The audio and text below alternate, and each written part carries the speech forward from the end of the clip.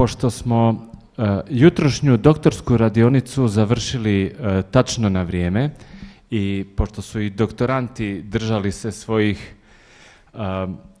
svoje minutaže, mi moramo pokušati slijediti njihov tempo i pokušati pratiti ovaj jako zgusnuti program, tako da ćemo odmah nastaviti sa predstavljanjem projekta koji se vrši između Filozofskog fakulteta u Ljubljani i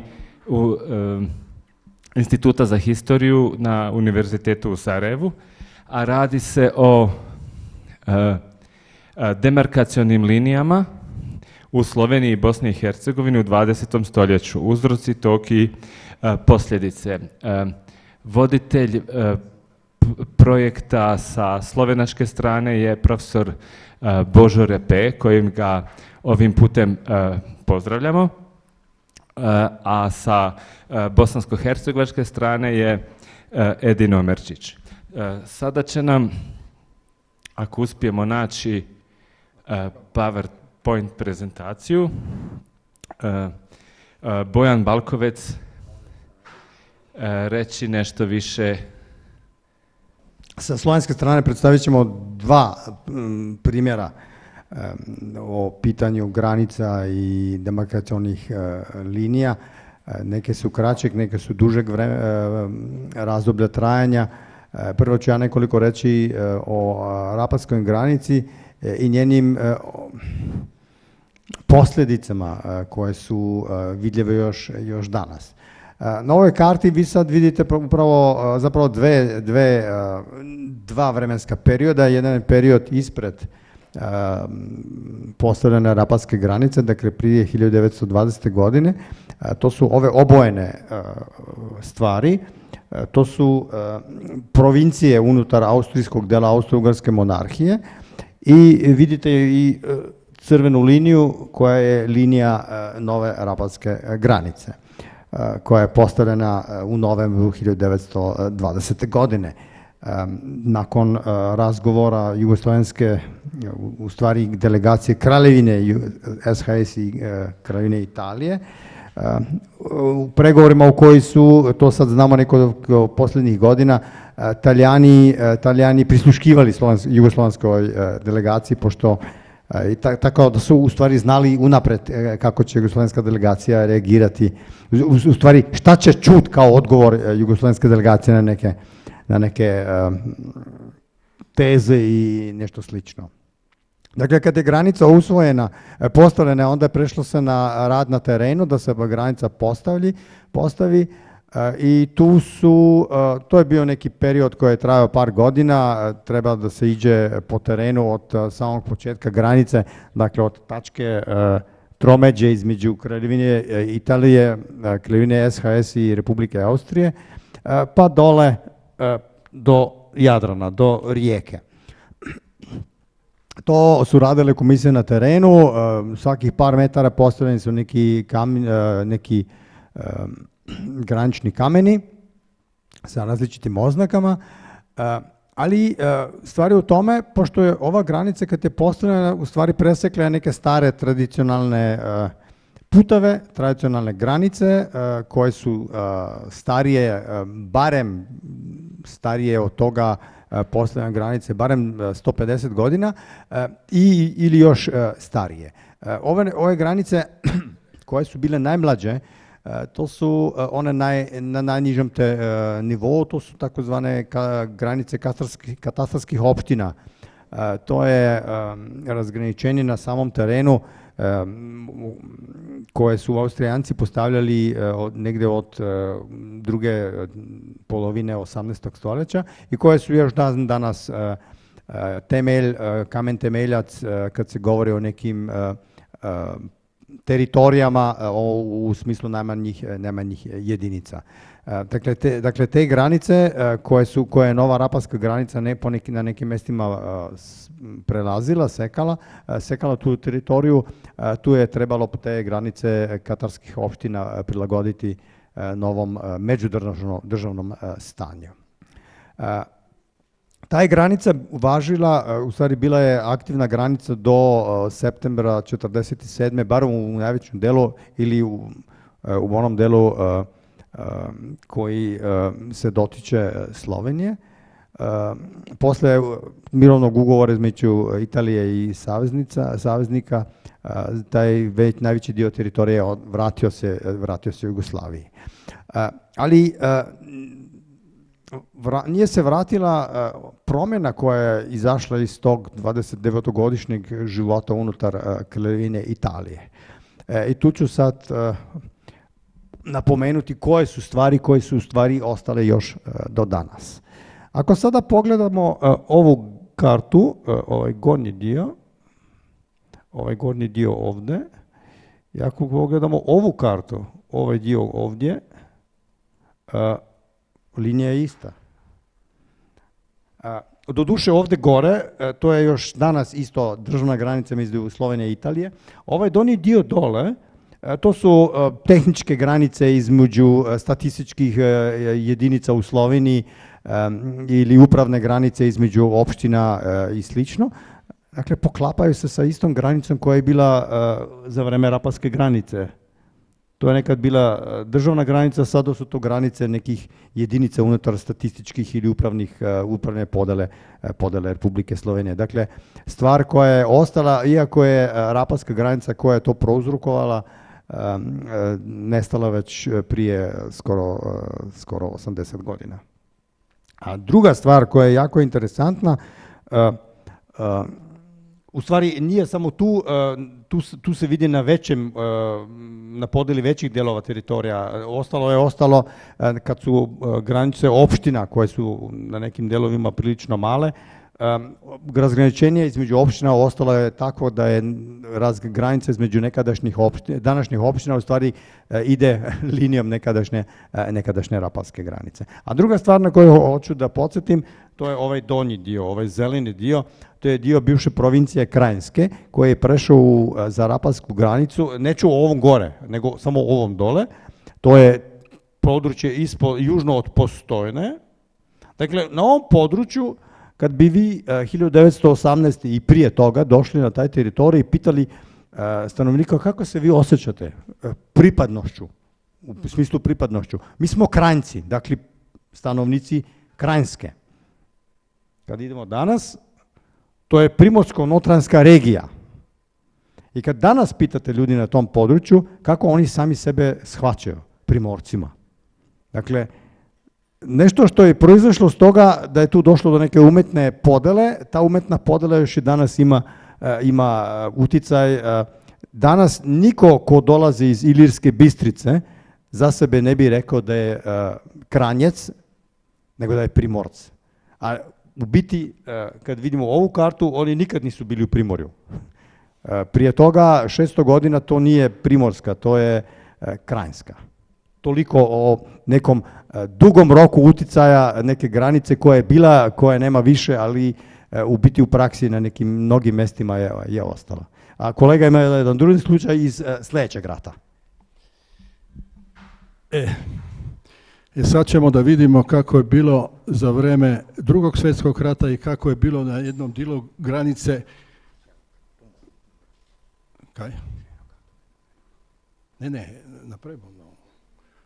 I kako je bilo kad je raspala Jugoslavija na jednom dijelu između Slovenije i Hrvatske. Naime, kao što znate, Sloveniju su rascepali 4 okupatora. To su bili Njemci, Italijani, Mađari i NDH. To se nekako nije u Jugoslaviji pomenulo da je i Hrvatska, znači NDH, bila okupator. Dobila je 5 sela oko Brežica i jedno selo Veliko Varnica, jedan dio u Halozama.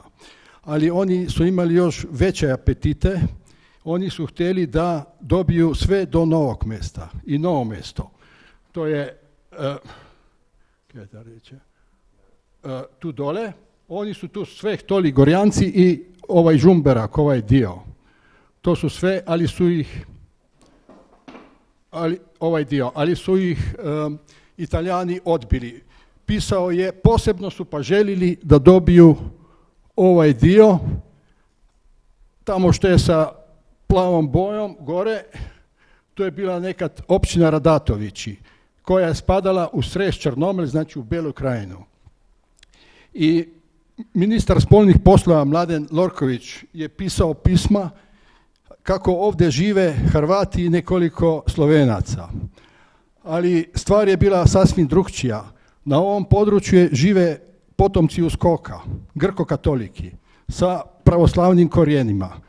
Oni su bili baš nekako veseli da su pali pod Italiju, jer je Bela krajina i Dolenska je pala pod okupaciju Italije.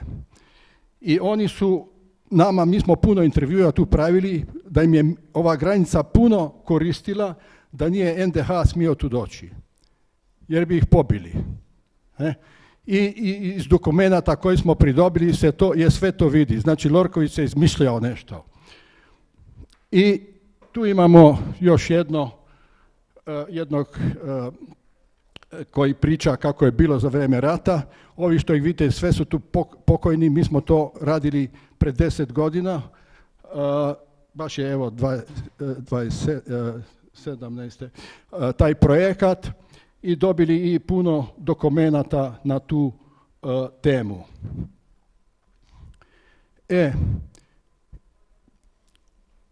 Ali posle rata, posle drugog rata, pripala je ovo općina Radatovići pod Hrvatsku. Iako je prije bila pod Slovenijom, znači Srez Črnomelj, Dravska Banovina. I prije rata. Verovatno, sad nije bilo više bitno gdje je granica Jugoslavija, jer nema veze. Ne? Ali kad je počela da raspada Jugoslavija, to su Džumberčani, se oni sebi kaže, oni su u ovoj opštini napisali peticiju da ponovno se vrate pod Sloveniju. I to peticiju bilo je tada 230 punoljetnih stanovnika. Samo 5 ih nije potpisala. 225 punoljetnih stanovnika ovog područja potpisalo da se vrate odmah pod Sloveniju. Kao glavni razloge naveli su historijsku povezanost, ekonomsku upućenost i prirodno-geografsku povezanost sa slovenskim centrima. Gotovo svi radno sposobni u ovom području radili su u Sloveniji. Sva djeca školovala su se u Sloveniji i jedini put cesta bila je sa Slovenijom. I sve to su argumentirali u toj peticiji. I to peticiju su poslali na Slovenačku skupštinu i Hrvatski sabor. Evo tu vidite još ove potpise, kako to izgledalo. I ovdje su još navedeni ovi razlogi koje sam ispričao zašto žele ponovno da se vrate pod Sloveniju. I oni su organizirali i u Radatovićama javni skup gdje su pozvali hrvatsku vlast i došao je tadašnji ministar za unutrašnje poslove Josip Boljkovac. I kad su pročitali to peticiju, on je rekao onom prvom potpisanom, to je bio jedan Niko Drakulić, mali šalji peticiju, svaki građanin ove zemlje ima pravo da svoj vlasti šalje peticiju. I oni su slali tu peticiju u Sabor, kao što sam rekao, i Slovenačku skupštinu. A isto vrijeme počela je kampanja po novinama. U hrvatskim novinama nisu se bavili životnim problemima ovih ljudi koji su se zabrinuli šta će biti s njima kad Jugoslavija raspadne, nego su se bavili sa njihovim etničkim poreklom. Ne? I posle Oluje, Hrvatske Oluje 1995. godine, sledilo su hapšenja, aretacije, tako su uhapsili prvo potpisanog, njegovu zaručnicu i još 15 ostalih. Prvo potpisana njegova zaručnica, bili su godinu dana zatvoreni u Kerestincu u Zagrebu, od toga pola godine u Samici i vojni sud je prema njima pokrenuo optužnicu gdje je glavni razlog bio što su ovu peticiju pravili i slali. I kaže, slali su je na Slovensku skupštinu, a nisu naveli da su je slali i u Sabor. Ne?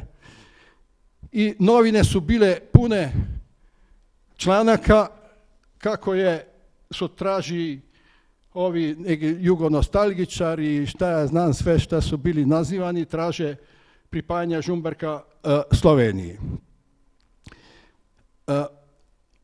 Da nije došlo u novine, ja sumnjam kako bi se ovo završilo, ali na kraju se završilo tako da je Vojni sud poslije 1 godine, bez da bi raspravljao, ispustio ih iz zatvora.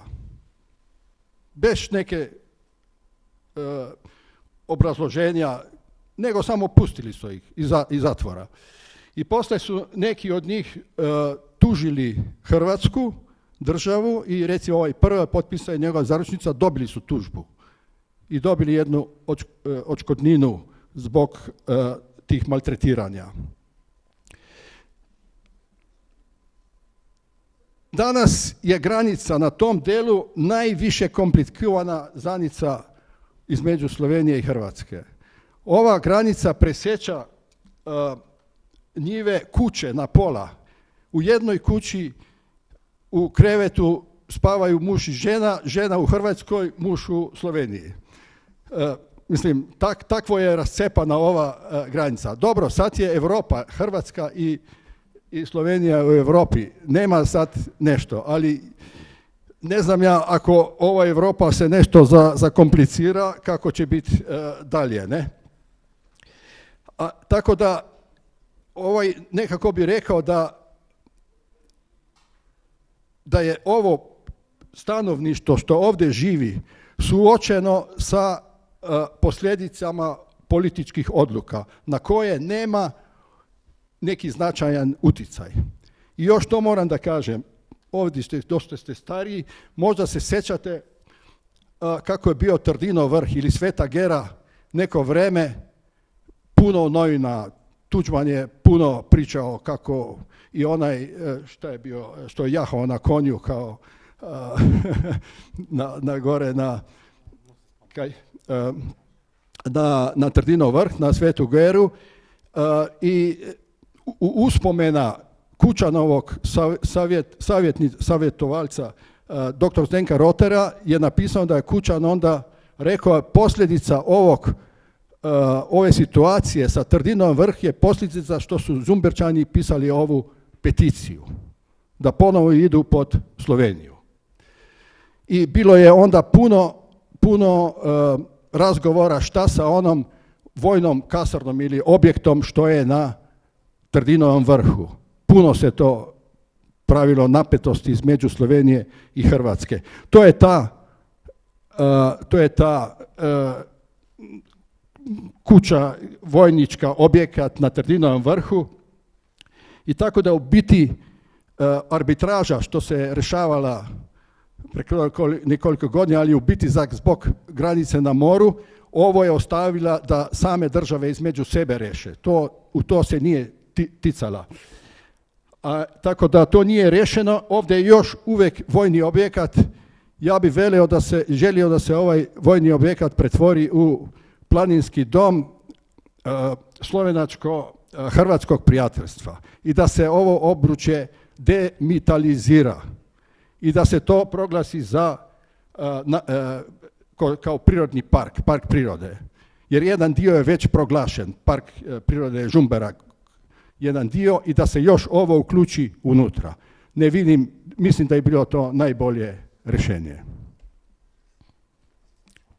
Tako, mislim, tu bi mogli puno da pričamo, ima i na YouTube-u, možete pogledati detalje sa dokumentima, ja sam imao predavanje pred nekoliko godina o tome, je to snimljeno i svi detalji o temi i peticija na slovenačkom i hrvatskom jeziku, sve je tamo gore i šta se događalo i to da recimo slovenačka skupština uopšte nije raspravljala o tome, uopće nije raspravljala.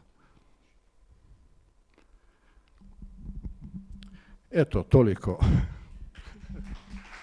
Hvala.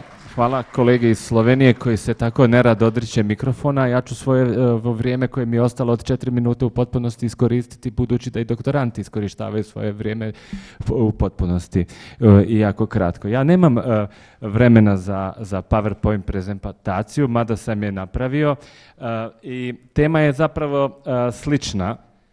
Selimo dakle iz slovenačko-hrvatskih kreveta u bosansko-hercegovačke krevete koje su također na prostoru Sarajeva nakon Daytona i odluke u Daytonu podijeljeni nekim granicama. Dakle, tema je zapravo identična. Ono što ovim projektom želimo pokazati je zapravo kako su neke granice koje su bile jako kratke u historijskom razdoblju Bosne i Hercegovine i stvorene su u razdoblju između Prvog i Drugog svjetskog rata, imale veliki psihološki utjecaj kasnije, naročito u 90. godinama.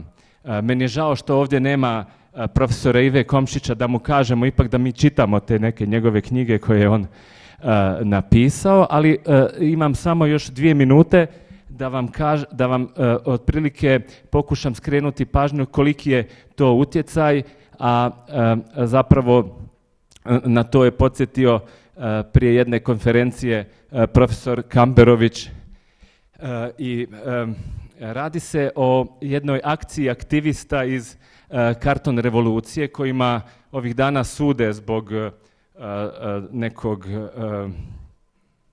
šlaufa, jel? A oni su krajem 23. godine u Tuzli i okolnim mjestima Tuzle postavili plakate o podjeli Bosne i Hercegovine i na tim plakatima je bila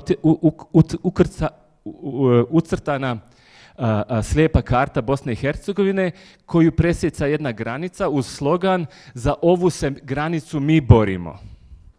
I ta je granica presjecala Bosnu i Hercegovinu na 2 dijela.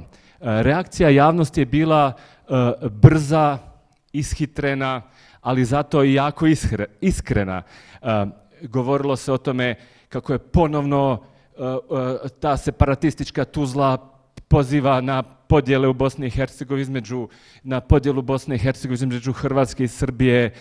Ponovo je aktiviran sporazum Cvetković-Maček, da bi i u tu istragu bila stvarno uključena i policija Tuzlanskog kantona.